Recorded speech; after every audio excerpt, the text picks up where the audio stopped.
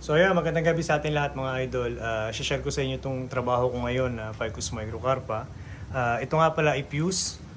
Nagsimula lang yan mga idol na ganito lang kalaki. Yan, ganito lang kalaki dati. Tapos yung ganito kalalaki, pinag-fuse ko hanggang maka-create ako ng ganyang kalaking trunk.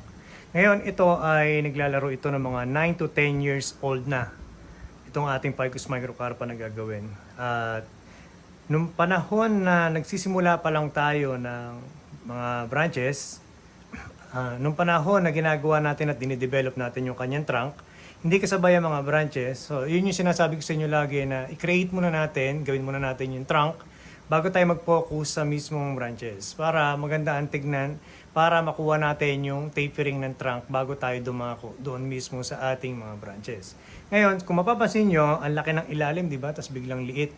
So mamaya tatabtabi natin yan. Makikita nyo kung ano yung itsura ng tapering ng trunk na to. Bago tayo dumako doon mga idol, shoutout ko muna yung may-ari nito dahil ito ay nabili niya sa akin noong March 2025. Bali, isang taon na siya mahigit dito sa aking garden at continue ang aking pagtatrabaho dito. At noong mga nakaraan ay kinatback natin to bago to uli naging ganyang kalago. Siguro naglalaro to ng mga 4 to 5 months bago siya nag-wild uli ng ganyan. So, hindi ko na makita kung nasan yung video na yun eh. Dapat i-edit ko dito para makita nyo yung ginawa kong pag-cutback. So, ito yung mga putol niyan. Ayun o. Yung mga putol. So, kaya tayo nagpuputol para magkaroon ng tapering dahil nung una pina-wild natin yan para lumaki yung mga primary and then secondary. Dahil yung mismong primary and secondary is proportion na. Ang problema, ang haba nila, wala tayong tapering. Kagaya ng ginagawa natin sa trunk na malaki, papaliit, so same din dapat ang ating branches from primary, secondary, tertiary, or fourth generation, dapat meron tayong tinatawag na tapering, yung maliit, papalaki. Ngayon, sa pag-cutback natin ng secondary natin, ito na ngayon yung natin, yung tertiary. Yan yung hihimayin natin at pipiliin natin. So, ang may-ari nga pala ng puno na to ay si Sir Gary Custodio Alegre from Laguna. So, at ito nga pala yung page ni Sir, mga idol. Palambing lang na makipalo nyo yung page niya. Yun, thank you. So ngayon, sisimula na tayo. So kanina hindi kita yung trunk nito. So, maraming mga sanga yan sa harap, tinanggalan natin. So ito yung sanga niya. Ayan, nakita nyo, ang dami, di ba? So tinanggalan natin yung mga nakabara na yan sa harap para makita nyo na kung ano yung tronco, di ba? Ayan, nakita nyo yung base. So yan. Ang pangalan nga pala nito ay Seaport. Kung ano yung paso niya, yan yung pinangalan ko sa kanya. So ngayon, sisimula na tayo. No, lilinisin ko muna mga idol para makita nyo mabuti kung ano yung tsura ng puno na to. Ito na siya mga idol ang mapilian natin. Mapapansin nyo, kanina sobrang kapal ng sanga at dahon niya, di ba? So yun na siya ngayon. Pwede nang i-wiring layout. So lahat ng iniwan natin, yan ngayon yung tertiary. At yung tertiary na yon ang magbibitbit ng twiggings niya. So pakita ko sa inyo yung mga tinanggal kong mga sanga. Kung gaano karami. Nakita nyo kung gaano karami mga sanga tinanggal natin. So ayan. Nag-multiply. Ito naman yung continue ng trunk going to apex na pinutol natin. Kasi kung di natin tatanggalin to, tuwid. So ayan siya. Dito natin tinanggal yan mga idol. So ito yung kinuha natin tapering. Ayan. So ito yung malaki. Then papaliit. So ito yung pinaka-guide ng ating apex. Isa na to. So mula dito, dyan. So ito yung dome. Yan yung dome niya. Yan yung dome niya mga idol. Ito nyo, konti lang ang tinira natin na tertiary. At ang mga pili niyan mga idol ay naka-alternate din. Gaya niya, nakita niyo, di ba? So kung yung secondary natin, ito yung 1, 2, 3 secondary natin naka-alternate. So pagdating dito sa pili natin, yan nakita niyo, alternate. Ito sa loob, ito sa labas. So ito naman sa loob, ito sa labas. So ito naman sa loob, ito sa labas. So lahat ng pili, ganun mga idol. Ayan o. Ito nyo. Sarap gawin ito. Grabe oh. Bukol-bukol ang katawan. So ayan, magsisimula na tayong mag-wire mga idol. So bali ito yung gagamitin nating wire, 1.5 mm, 2 mm, tsaka 2.5 mm. At ito na mga idol na first layout na natin ng ating Ficus microcarpa fuse. Buhat ng may cutback ang 1, 2, 3 secondary natin. Ito na yung ating tertiary. Sabi ko nga, yung tertiary na ang magdadala ng twigs.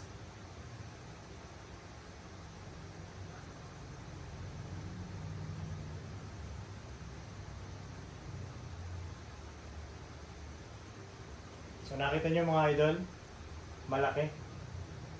Tapos biglang liit, di ba? So yung mga sanga natin, malaki, biglang liit. Malaki, biglang liit. So hindi pa nagtatapos ang cutback nito mga idol. Dahil ito, habang lumalaki ito, magka-cutback pa rin tayo dyan para makuha natin yung mismong tapering niya na malaki, papaliit. Sa ngayon, kailangan pa natin to dahil kailangan natin magpa-wide para lumaki pa to. Itong tertiary natin, then pag lumaki ngayon yan, magka-cutback tayo dyan at magbababa lang tayo ng isang sanga ulit na continue ng ating tapering. Kagandahan dito mga idol, nakita nyo to. Yan. Ito mga yan, yan, yan. Yan na yung, dyan na magsisimula yung mga twigs sa part na yan. So habang nagpapalaki tayo, nakaantabay na lahat ng nodes para mag-ramification ng twigs. Yun ang kagandahan dito. So bukas, ito naman, ire-repat to, iayos ang ugat para kasabay ng tapering natin, kasabay ng ating tertiary ang pag-ayos ng mga ugat niya. Okay, magsisimula na tayo.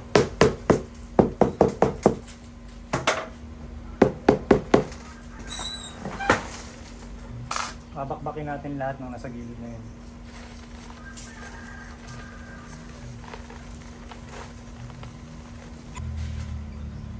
Ito yung sinasabi ko, tinatanggal yung malalaki na yan. Kinakailangan maiwan dyan, heralds.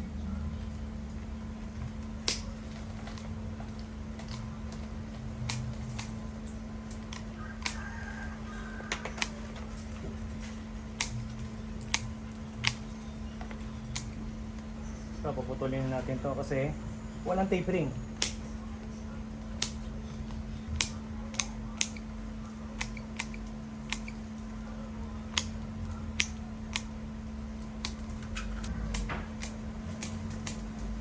So nakita nyo, flat yung ilalim kaagad. Ngayon, yan yung magandang paggawa ng ilalim pagka tayo ay nagpaso na ng manipis, walang sagabal na malalaking ugat na magiging problema natin sa susunod na mga panahon, di ba? At ito yung time na pagre-repat talaga na maraming nabawas. So, kahit magbawas tayo na maraming ugat, walang problema kasi maraming nabawas sa taas. Kumbaga balance. Ito ay ang ilalim.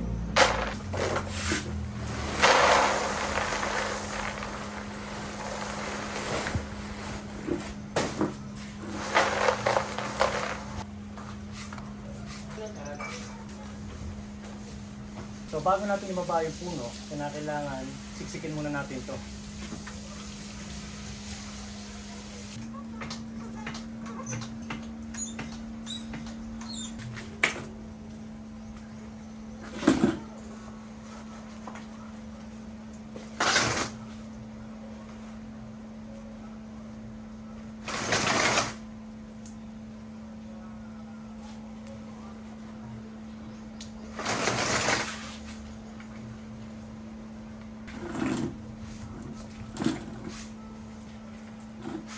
Diligan muna bago i-anchor.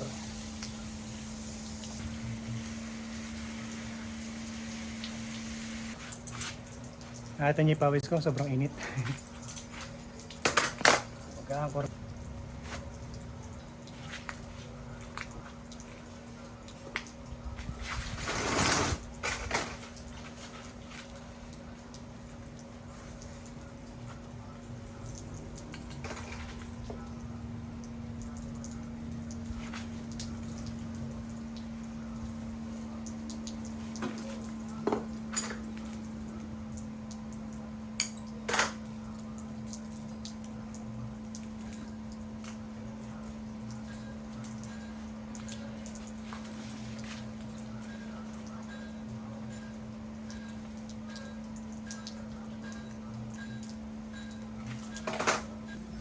Pagkatapos natin mag-anchor, kiklip naman natin yung mga ugat.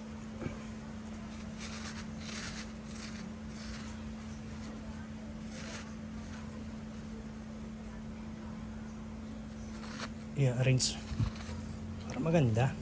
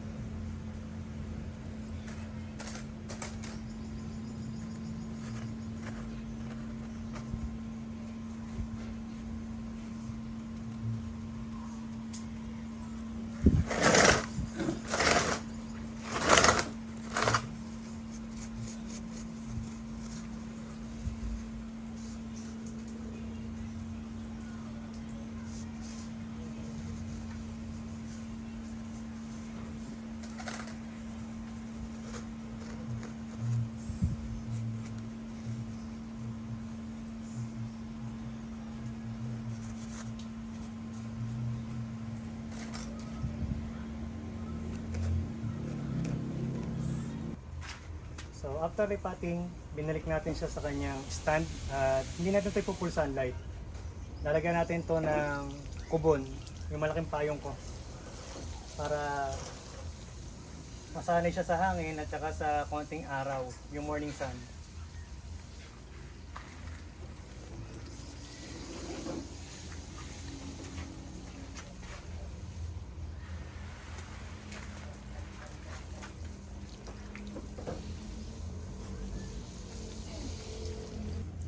So ganito ko mga idol pag nagre-repot lagi may allowance, nakita nyo. Ayun pa yung medium natin, 1 inch. Para pag nagdilig tayo, siguradong nadidilig ng tama. So nakita nyo, mababa yung tubig. So nalagay na natin ang payong mga idol. Ayan. Tingnan nyo mga idol. Ito yung dulo ng payong. Dito tatama. So yung morning sun kasi dyan lumalabas. So mula hanggang 7, 8, 9. Maaarawan niya sa umaga. So napakahalaga nun mga idol sa bonsai. So hanggang dito na lang ating video mga idol. Maraming salamat sa inyong suporta. Yo.